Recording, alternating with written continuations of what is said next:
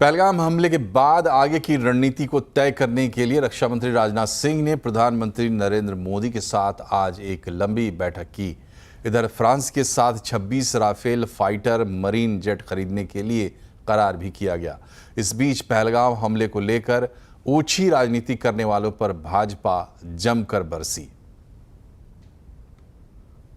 साहब, आपका अपनी पार्टी पर कोई कंट्रोल नहीं है क्या? या आपने एक प्रोफार्मा कह दिया कि देश को एक होना चाहिए और बाकी लोगों को छूट दे दी गई है कि जो चाहे बोलते रहो? और ये जरा भी सोच नहीं है कि ये सारे वक्तव्य पाकिस्तान में इसका पूरा दुरुपयोग हो रहा है, मीडिया कैंपेन हो रहा है, सोशल मीडिया भरा हुआ है। तो क्या आपके पार्टी के नेता जिस समय देश को एक स्वर में बोलना चाहिए तो जानबूझकर देश को पाकिस्तान की नजरों में और बदनाम करने के लिए बैठे हुए हैं क्या? और ज्यादा जानकारी के लिए चलते लक्ष्मण रॉय के पास। लक्ष्मण जी, बताइए आज दिल्ली में क्या हलचल रही है? देखिए, आज सुबह से यहाँ पे हलचल काफ़ी तेज रही। सबसे पहले तो रक्षा के प्रमुख ने रक्षा मंत्री के साथ करीब बैठक की 1 घंटे की, और क्या हालात हैं वहाँ पे पहलगाम में, जम्मू कश्मीर में, इसका जायज़ा दिया, और साथ ही साथ अलग अलग सीमाओं पर क्या कुछ हलचल चल रही इसका वहाँ पे जायज़ा दिया। उसके बाद इस प्रमुख के साथ बैठक के बाद रक्षा मंत्री खुद प्रधानमंत्री आवास गए। वहाँ करीब 40 मिनट तक बैठक चली प्रधानमंत्री के साथ, और इस बैठक में अब तक जो भी कार्रवाई की गई है उसका एक तरह से रिपोर्ट प्रधानमंत्री के पास सौंपी गई। आगे की रणनीति क्या है उसके बारे में यहाँ पे लंबी चर्चा हुई। हालांकि कोई औपचारिक जानकारी इस बैठक के बारे में नहीं दी गई, बैठक से क्या निकला वो नहीं दी गई जानकारी, लेकिन माना जा रहा है कि अभी भी पल पल की नज़र बनाए हुए हैं प्रधानमंत्री खुद, रक्षा मंत्री खुद, और लगातार आपस में एक दूसरे से ये जानकारी ले रहे हैं कि आखिर आगे क्या करना है। और जो सीमा पर हलचल है वो काफ़ी हलचल तेज हो गई है, और उधर देखें तो लगातार चौथे दिन LOC पर गोलीबारी चल रही है। हल्की गोलीबारी हुई है, कोई ऐसा कोई जान माल का नुकसान नहीं हुआ, लेकिन तनाव वहाँ पे काफ़ी ज़्यादा बना हुआ है। इस बीच फ्रांस के साथ 26 राफेल फाइटर जेट खरीदने के लिए करार किया गया। हालांकि ये फाइटर जेट जो है 2028-29 में आएगा, लेकिन एक सांकेतिक के तौर पर ये बड़ा माना जाता है। इस बीच संसद में एक पार्लियामेंट्री स्टैंडिंग कमेटी की बैठक हो रही है जो रक्षा मामले पर है। हालांकि विषय कुछ और था, लेकिन चूंकि इस हालात में बैठक हो रही तो माना जा रहा है कि इस मुद्दे पर भी चर्चा होने की संभावना है। और भारत फ्रांस के बीच राफेल मरीन यानी राफेल M की 63,000 करोड़ रुपए की डील डन हो गई है। भारत फ्रांस से परमाणु बम दागने वाले 26 राफेल M फाइटर जेट खरीद रहा है। ये विमान भारतीय नेवी के बेड़े में शामिल होंगे। डील के तहत भारत फ्रांस से 22 सिंगल सीटर विमान और 4 डबल सीटर विमान खरीदेगा।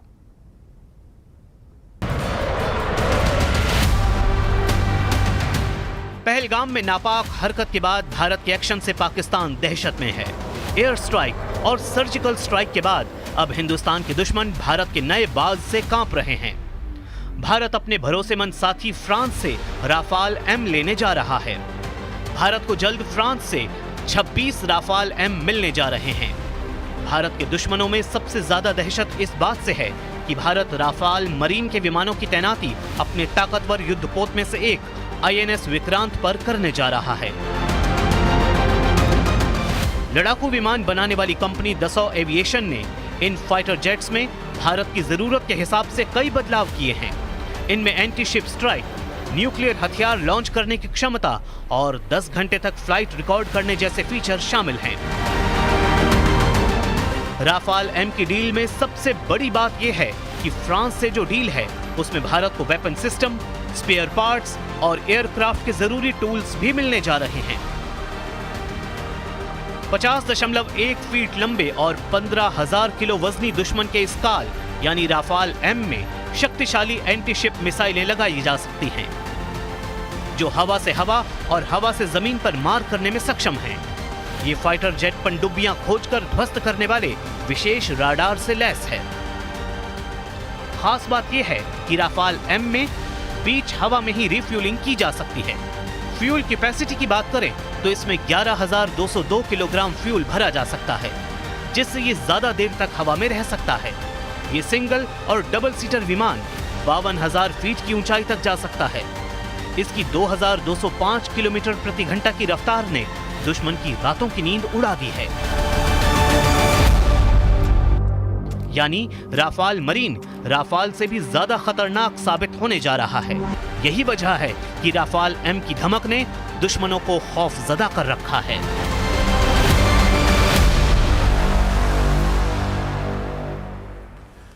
इधर पहलगाम में भी हलचल बढ़ गई है और लगातार वहां दबिश भी चल रही है। अपडेट देने के लिए हमारे साथ हैं कोमल सिंह।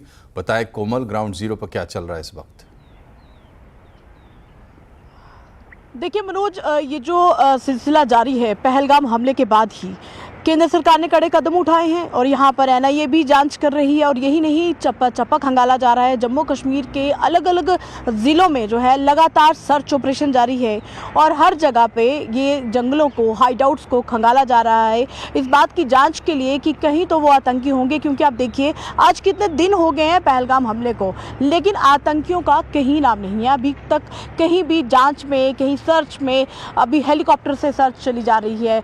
सारे एरिया को चप्पे चप्पे को खंगाला जा रहा है। सुरक्षा बल वहां पर मौजूद है, लेकिन अभी तक आतंकियों की कोई खबर या कोई इनपुट एजेंसीज के पास नहीं है। मतलब वो 4 आतंकी आए, इतना बड़ा हमला कर दिया, वो जंगलों से वापस चले गए, कहीं तो गए होंगे। उसके चलते बेशक जम्मू कश्मीर में हर जगह पे चप्पे चप्पे को खंगाला जा रहा है, लेकिन आतंकियों का भी पता नहीं चल रहा है ना। ये अपनी जगह जांच कर रही है। और कल बीती शाम 9 लोगों को जो है पुलिस ने हिरासत में लिया है। ये वो 9 लोग हैं जिन्होंने पहलगाम हमले का वीडियो बनाया, इत्मीनान से वीडियो बनाया और उसके बाद वायरल किया।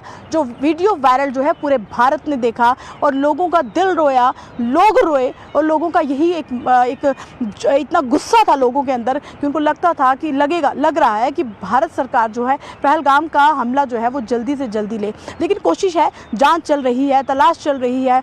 हर तरीके की कोशिश जो है वो संभव कोशिश जो है वो सरकार और जम्मू कश्मीर पुलिस और सारी एजेंसीज कर रही हैं, लेकिन उन आतंकियों का पता नहीं चल पाया है। जिन 9 लोगों को कल पुलिस ने हिरासत में लिया है, उन्होंने पहलगाम हमले का वीडियो बनाया। उसके बाद से वो लगातार गायब थे, लगातार पुलिस उनकी तलाश में थी, लेकिन वो लड़के जो है वो युवक नहीं मिल रहे थे।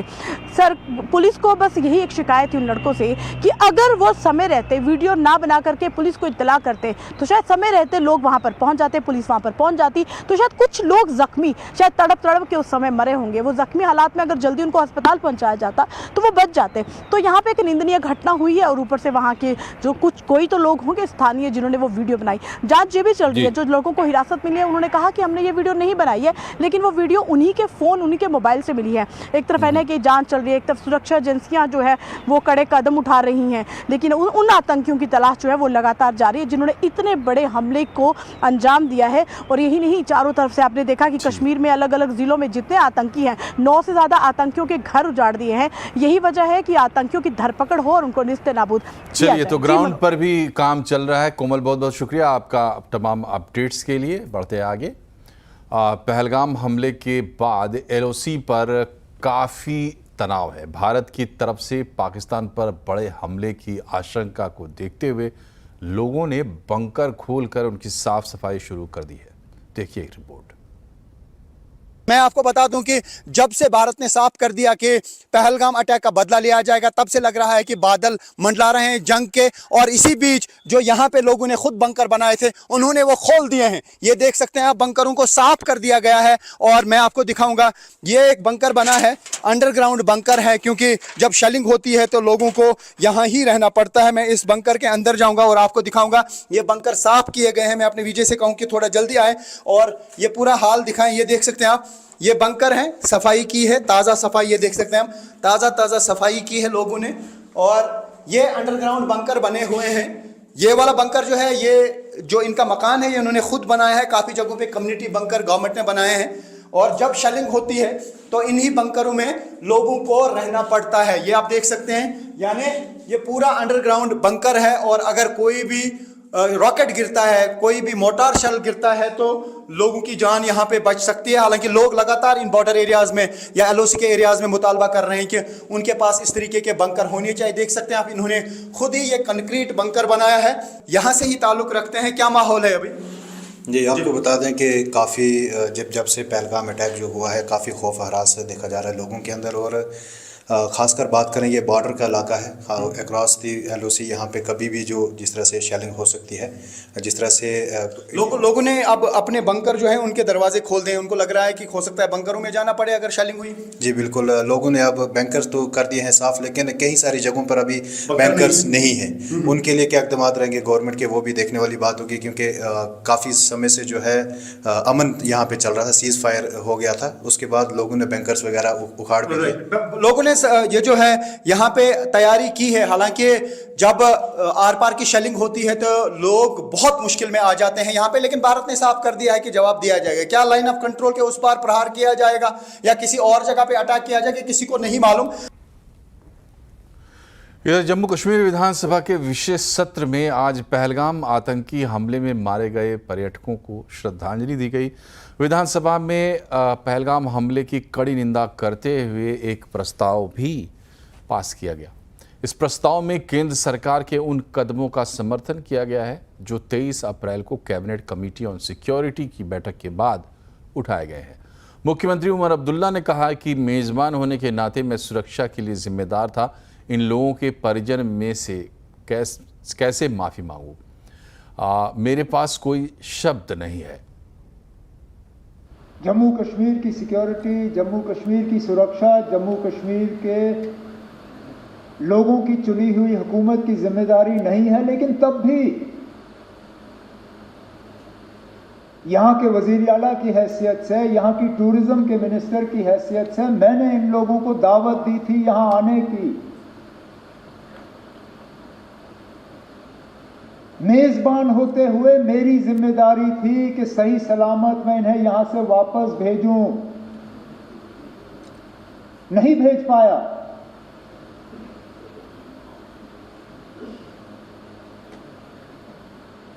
और माफी मांगने के अल्फाज नहीं थे। भारत ने पाकिस्तान पर डिजिटल स्ट्राइक कर दी है। भारत ने 16 पाकिस्तानी यूट्यूब चैनल्स पर बैन लगाया है।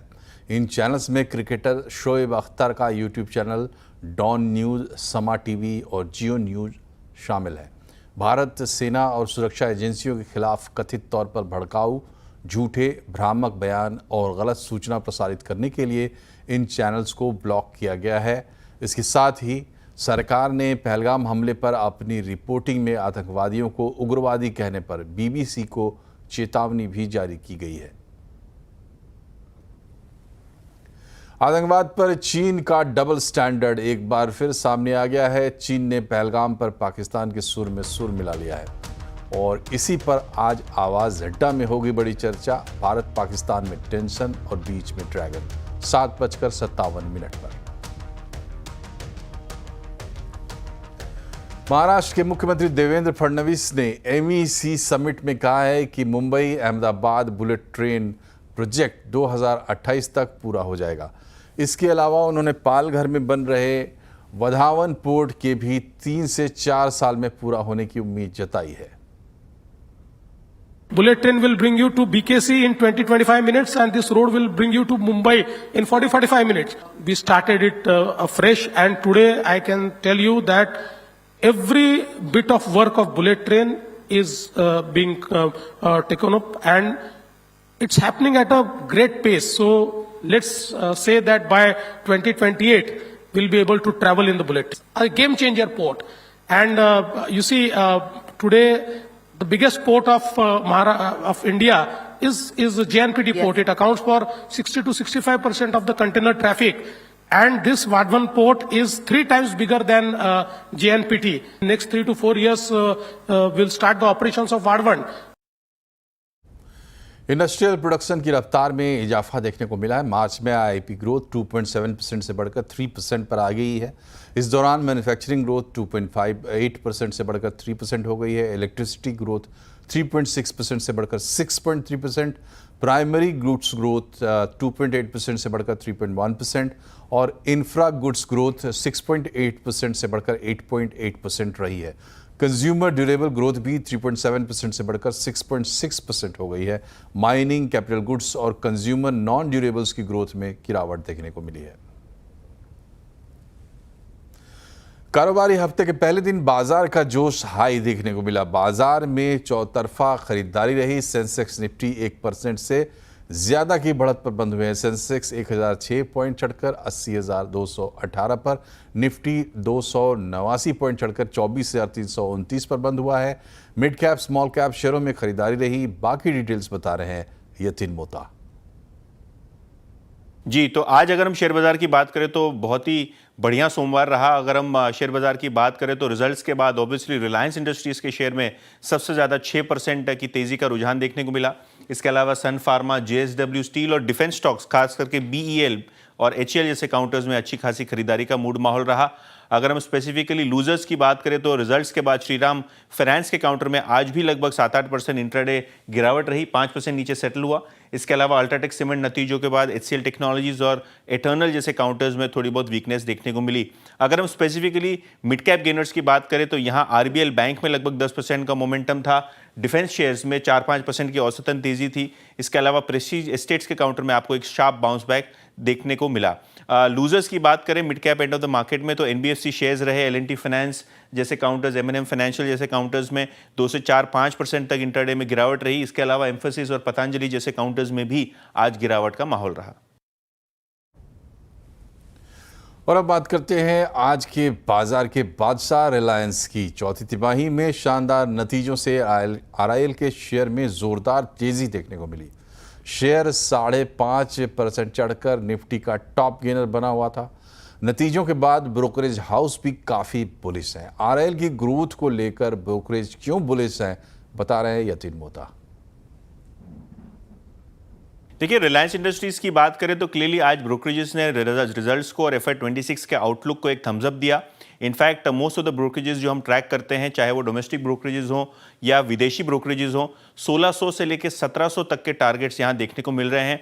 इनफैक्ट ज़्यादातर टारगेट्स आपको 1600 के ऊपर ही नज़र पड़ रहे हैं रिलायंस इंडस्ट्रीज में। ट्रिगर्स क्या हैं आगे जाके FY26 में कैसा रहा है आउटलुक, उसको भी जान लेते हैं। और न्यू एनर्जी बिजनेस की बात करें तो यहाँ एक मैनेजमेंट ने पॉजिटिव कमेंट्री दी। जहाँ तक कि O2C कारोबार का सवाल है, उसके मुनाफे जितना बड़ा बिजनेस यहाँ बनता हुआ नजर पड़ सकता है न्यू एनर्जी कारोबार। एनालिस्ट को लगता है कि FY30 में 12% का कंट्रीब्यूशन मुनाफे में न्यू एनर्जी बिजनेस का होता हुआ नजर पड़ेगा।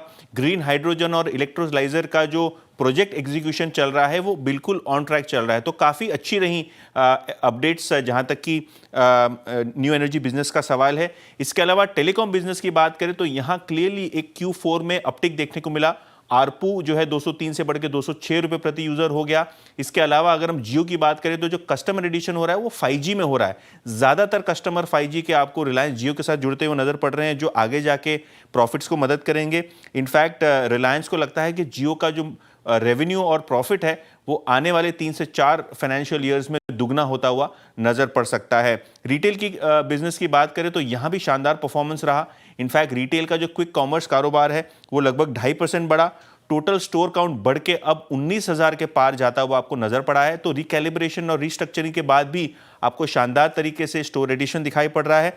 और जो जियो ने क्विक और शेड्यूल डिलीवरीज का बिजनेस शुरू किया है उससे जोमैटो और काफ़ी सारे दूसरे बिजनेसेस को, इंस्टामार्ट को एक कंपटीशन मिलता हुआ नजर पड़ेगा। और यहाँ काफ़ी अच्छे ऑर्डर बुकिंग देखने को मिल रही है। FY26 में भी यहाँ आपको बिना डिलीवरी फीस के ये सुविधा उपलब्ध होगी। तो कहीं ना कहीं रिटेल कारोबार का ग्रोथ भी आपको FY26 में अच्छा होता हुआ नजर पड़ेगा।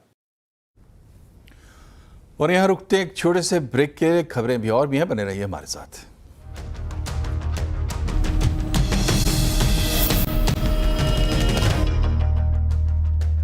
ब्रेक के बाद एक बार फिर से आपका स्वागत है। आज राष्ट्रपति भवन में सर्वोच्च नागरिक सम्मान पद्म पुरस्कार दिए गए।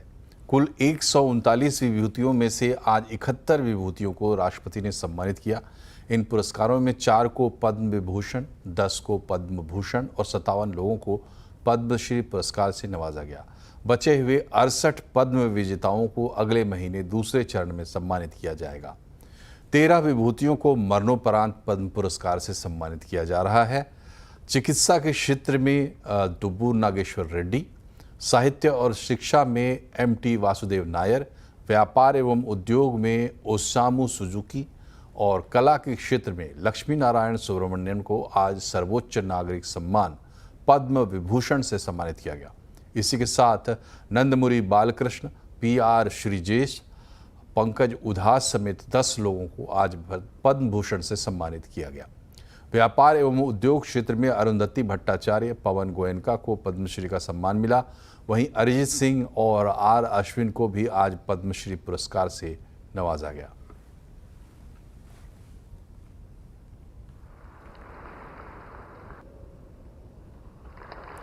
दिल्ली सरकार ने बुजुर्गों के लिए नई स्वास्थ्य योजना आयुष्मान वय वंदन योजना की शुरुआत कर दी है। मुख्यमंत्री रेखा गुप्ता और केंद्रीय मंत्री हरदीप सिंह पुरी ने इस अवसर पर पहले लाभार्थियों को वय वंदना कार्ड सौंपे। इस योजना के तहत दिल्ली में रहने वाले 70 साल और उससे अधिक उम्र के नागरिकों को हर साल 10 लाख रुपए तक का मुफ्त इलाज मिलेगा। ये योजना केंद्र और दिल्ली सरकार दोनों के संयुक्त प्रयास से चल रही है। इसमें प्रधानमंत्री जन आरोग्य योजना के तहत 5 लाख रुपए और दिल्ली सरकार की तरफ से 5 लाख रुपए तक की मुफ्त इलाज में मदद मिलेगी। आप दिल्ली के और देश भर के जो इस योजना में आइडेंटिफाइड हॉस्पिटल्स हैं, दिल्ली में लगभग 100 अस्पताल इस योजना में रजिस्टर्ड है और पूरे देश में 30,000 अस्पताल इस योजना में रजिस्टर हैं। तो आपका मन करे कोई ऐसी बीमारी है कि आपको अपना इलाज जाके मुंबई कराना है, हैदराबाद कराना है, उत्तर प्रदेश कराना है, जहां भी कराना है वो अस्पताल यदि उस सूची में रजिस्टर्ड है तो आप जा करके वहां इलाज कर सकते हैं। देश में पायलट्स की कमी से निपटने के लिए सरकार पायलट लाइसेंस से जुड़ी प्रक्रिया में बदलाव कर सकती है। फ्लाइंग ट्रेनिंग ऑर्गेनाइजेशन की रैंकिंग की योजना का काम भी हो रहा है। ज़्यादा जानकारी के लिए बात करते हैं रोहन सिंह से। बताएं रोहन, क्या तैयारी है सरकार की? जी, भारत में जिस तरीके से एविएशन बढ़ रहा है उसके मुकाबले अच्छे पायलट्स की भारी कमी है और एक अनुमान के मुताबिक 2030 तक अभी के मुकाबले करीब 11,000 और पायलट्स की ज़रूरत पड़ेगी और अगर अभी की ही स्थिति रही तो कम से कम 3,000 पायलट्स कम होंगे जो ज़रूरत है उसके मुकाबले। और आमतौर पर जो एयरलाइंस हैं उनको बाहर से विदेशों से पायलट्स को लाना पड़ेगा। इस कमी को दूर करने के लिए सरकार कुछ कदम उठाने जा रही है। DGCA के साथ मिलकर एक स्ट्रैटेजी बनाई गई है, उसमें 2 तरीके से काम होगा। सबसे पहले जो एक बहुत बड़ा कारण है पायलट्स की कमी का, वो है अच्छे पायलट ट्रेनिंग ऑर्गेनाइजेशंस की कमी। अधिकतर जो पायलट ट्रेनिंग ऑर्गेनाइजेशंस हैं वो टाइमलाइन जो है उसको मीट नहीं करते हैं। जो कोर्स की ट्रेनिंग का जो पीरियड है उसे देर से करते हैं, जिसके कारण से बहुत सारे छात्र जो है विदेशों में ट्रेनिंग लेने जाते हैं और लाखों रुपए खर्च करते हैं। तो अब सरकार भारत में जो पायलट ट्रेनिंग ऑर्गेनाइजेशंस हैं उनकी ग्रेडिंग की एक व्यवस्था की जा रही है और जो पैरामीटर्स रखे जाएंगे कि क्या ये जो इंस्टीट्यूट्स हैं ये ट्रेनिंग प्रोग्राम समय से पूरा करते हैं, इनका सेफ्टी रिकॉर्ड किस तरीके का है, साथ ही इनके जो ट्रेनर्स हैं उनका रेशियो क्या है। इस तरह के जो है अगले 2 महीने के अंदर इसको लेकर कुछ फैसला हो सकता है। जो दूसरा बड़ा कदम उठाया जाने वाला है वो है जो कमर्शियल का जो लाइसेंस होता है उसकी एलिजिबिलिटी को थोड़ा रिलैक्स किया जा सकता है। इस वक्त आपको अगर आप CPL लेना चाहते हैं तो उसके लिए जो एलिजिबिलिटी है 12वीं में आपको फिजिक्स और मैथ का होना ज़रूरी है। अब सरकार ये विचार कर रही है कि क्या ये जो है फिजिक्स और मैथ की जो एलिजिबिलिटी क्राइटेरिया है क्या उसको हटाया जा सकता है, क्योंकि दुनिया के कई सारे ऐसे देश हैं जहाँ ये क्राइटेरिया नहीं है। हालांकि ये प्रस्ताव है, इस पर अगले कुछ दिनों में विचार होगा, लेकिन कुछ कदम सरकार उठाने जा रही है जिससे देश में जो पायलटों की कमी है उसको दूर किया जा सके। शुक्रिया रोहन। आज गिफ्ट सिटी गांधीनगर में capital market end fund management conclave का आयोजन हुआ। इस कॉन्क्लेव में दुनिया के 5 और भारत के सभी एक्सचेंजेस ने हिस्सा लिया। आने वाले समय में भारत में US समेत कितना विदेशी निवेश आएगा और गिफ्ट में रिटेल ग्लोबल इन्वेस्टर्स का क्या रहेगा रुख, इस मुद्दे पर JP कैपिटल के चेयरमैन और अमेरिकन स्टॉक एक्सचेंज के सदस्य गौरव अरोड़ा से खास बातचीत की केतन जोशी ने। जितना बड़ा शिफ्ट इंडिया की फेवर में अब आया देख रहा हूं मैं, पिछले 24 साल में मैंने कभी नहीं देखा। जब मैं कह रहा हूं पिछले 24 साल में नहीं देखा तो I can have various data points. US में इमर्जिंग मार्केट्स में पैसा सारा पहले चाइना ही जा रहा था और सारा पैसा जो चाइना में जा रहा था उसमें major portion they are looking towards India. उसमें गिफ्ट ने बहुत बड़ा रोल प्ले करा because this gives them easy entry point to the country and जो गिफ्ट की ग्रोथ स्टोरी जितनी इस साल में आएगी इतनी कभी हिस्ट्री में नहीं आई दैट जब से गिफ्ट अगर सर आंकड़ों में बात करें तो कितना पैसा अगले 1 से 3 साल में आ सकता है भारत में, खासकर यूएस से? अगले 4 साल में भारत के ही हैं कि दैट क्योंकि इमर्जिंग मार्केट्स फंड में बहुत पैसा पड़ा हुआ है और पैसा सिर्फ इंडिया को ही जा रहा है। That India is the only front where US is at this time attracting the नई एडमिनिस्ट्रेशन का स्टैंड से इंडिया को बहुत बड़ा एडवांटेज हो रहा है। The relationship between the India and the prime minister with the Trump is helping in a very big way and